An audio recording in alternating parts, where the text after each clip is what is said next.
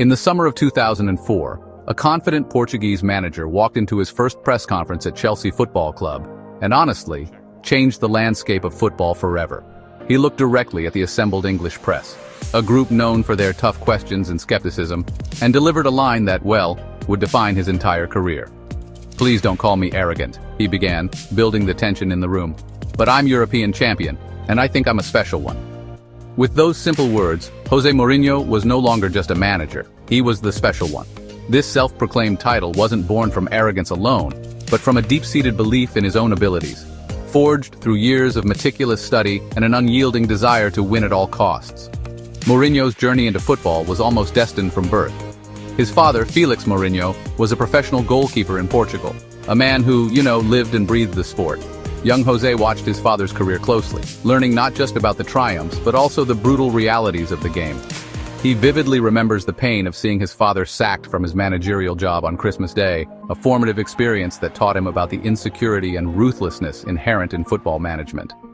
This early lesson hardened his resolve and instilled in him a pragmatic, almost cynical approach to the profession, shaping his philosophy that results are the only currency that truly matters in this unforgiving world. His own playing career was modest and short-lived. He tried to follow in his father's footsteps, playing in the Portuguese lower leagues, but he quickly recognized his own limitations. He lacked the raw pace and physical power required to reach the pinnacle of the sport as a player. Instead of clinging to a dream that was, not meant for him, he made a pivotal decision. He would conquer the football world not with his feet, but with his mind. He enrolled in sports science, dedicating himself to understanding the tactical, psychological, and analytical sides of the game with an obsessive passion that would soon set him apart from his peers. This relentless drive to learn became the foundation of his future success. He understood that knowledge was power, and he sought it everywhere. He analyzed matches, he studied coaching methodologies, and he prepared himself for a different kind of battle, one fought on the training ground and from the technical area. His limited playing career was not a failure, but a crucial redirection. It gave him a unique perspective, allowing him to see the game through the eyes of a strategist rather than a performer. This intellectual approach to football would become his trademark, the very engine that powered his ascent to the top of the global game. Mourinho's first significant break came not as a coach, but as an interpreter. In 1992, the legendary English manager Sir Bobby Robson arrived at Sporting Lisbon and needed a translator who could bridge the language gap. But Mourinho was far more than just a conduit for words. He understood the nuances of football, the tactical language that, honestly, transcends spoken dialect. Robson quickly realized that his young translator possessed an extraordinary footballing brain. Mourinho's reports were not just translations, they were detailed tactical analyses, offering insights that went far beyond his official duties. He was absorbing everything, learning from one of the best managers of the era and slowly transforming his role from the inside. The partnership between Robson and Mourinho proved incredibly successful, and when Robson moved to FC Porto, he insisted on taking his brilliant young assistant with him. In Porto, Mourinho's influence grew even more.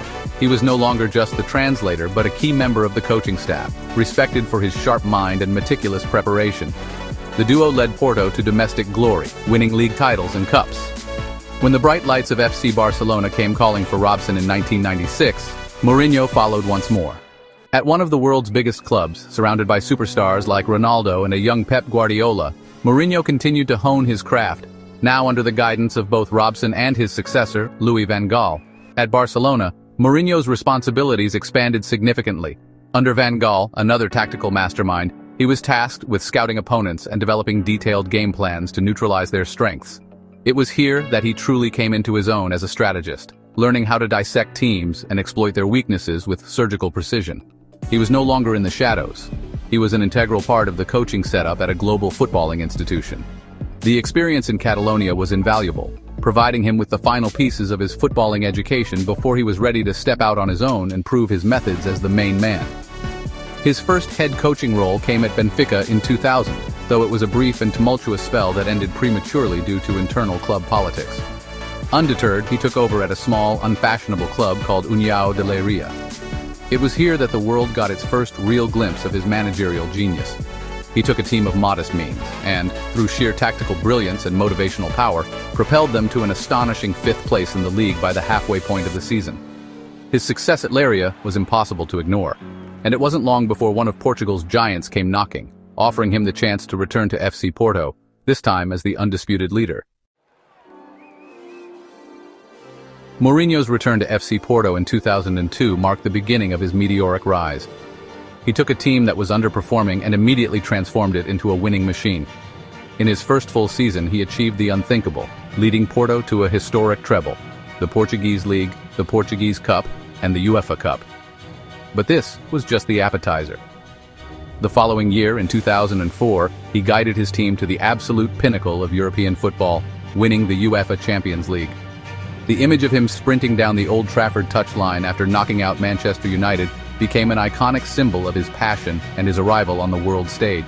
His success at Porto made him the most sought-after manager in the world, and he soon joined Chelsea, backed by the immense wealth of owner Roman Abramovich.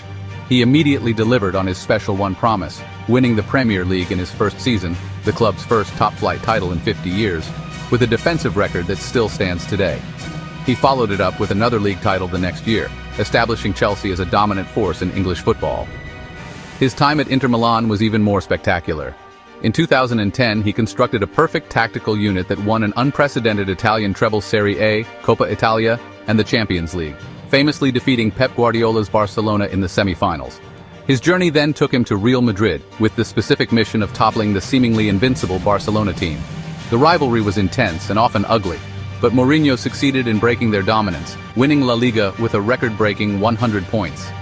After Madrid, he returned to Chelsea for a second spell, securing another Premier League title. A move to Manchester United followed, where he won the Europa League, completing his collection of major European trophies. This made him the first and only manager to win the Champions League, the Europa League, and the newer Europa Conference League, a feat he achieved later with AS Roma. Throughout his travels across Europe's top leagues, Mourinho's trophy cabinet grew at an astonishing rate. From Porto to Chelsea, Inter to Madrid, and later at Manchester United and Roma, he found ways to win. His methods were sometimes controversial, his style of football often pragmatic rather than beautiful, but his results were undeniable. He had a unique ability to instill a siege mentality within his squads, creating a powerful US against the world narrative that motivated his players to fight for him. He had broken football's old order and established himself as a serial winner, a manager defined by silverware above all else. José Mourinho's career has been defined as much by controversy as it has by trophies. He is a master of psychological warfare, a manager who uses the media as a tool to deflect pressure from his players and place it squarely on his own shoulders or on his opponents. His touchline antics, confrontational press conferences, and public feuds with other managers like Arsène Wenger and Pep Guardiola have made him a constant source of headlines. Moments like poking Barcelona's assistant coach Tito Vilanova in the eye, or his public clash with team doctor Eva Carneiro at Chelsea, have cemented his reputation as a divisive and often combative figure in the sport. This polarizing personality is a core part of his managerial DNA. For every fan who loves his passion and win-at-all-costs mentality, there is another who despises his perceived arrogance and defensive football tactics. He is known for creating intense loyalty among his players, many of whom speak of him as a father figure who would go to war for them. Yet he has also had very public fallouts with star players, most notably with Paul Pogba at Manchester United. This duality is what makes him so compelling.